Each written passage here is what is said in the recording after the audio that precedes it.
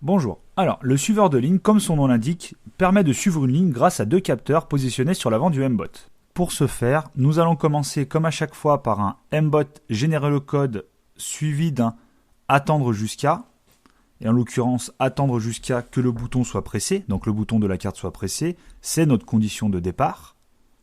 Nous allons récupérer un répéter indéfiniment, tout simplement car la prise d'information du suiveur de ligne devra être en continu, donc nous allons répéter perpétuellement. Nous allons récupérer un si alors sinon, afin de poser la première condition. Donc la première condition, vis-à-vis du suiveur de ligne, va être de savoir il est égal à quoi. Donc s'il est égal à 0, donc dans notre premier cas, ça veut dire que les deux capteurs détectent.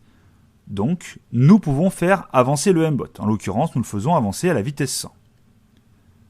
Le deuxième cas de figure, donc nous avons dupliqué le premier pour éviter de devoir refaire, c'est si l'état du suiveur de ligne est égal à 1. S'il est égal à 1, c'est-à-dire qu'il y a un des deux capteurs qui détecte, donc en l'occurrence à gauche, donc il faut tourner à gauche. On peut le mettre soit à la vitesse 100, soit à la vitesse 50, sachant que la vitesse 100 dans notre cas, c'est par rapport aux piles, à l'énergie des piles. Troisième cas de figure, si l'état du suiveur de ligne est égal à 2, donc ça veut dire que nous détectons à droite, donc nous tournons à droite.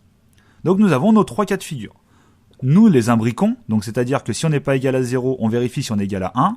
Si on n'est pas égal à 1, on vérifie que nous soyons égal à 2.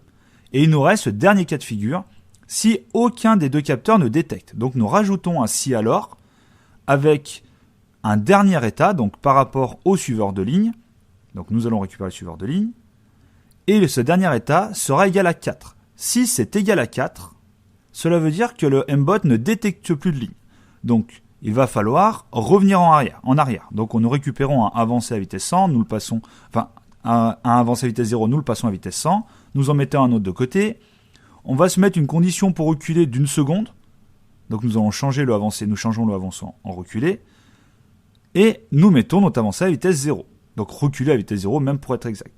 À partir de ce moment-là, toutes les conditions sont intégrées dans le répéter indéfiniment. Et à partir de ce moment-là, le mbot va suivre le parcours en boucle, vu qu'il aura toutes les conditions nécessaires s'il y a une ligne, s'il n'y a pas de ligne, s'il y a détecte à gauche, s'il y a détecte à droite, s'il n'y en a plus.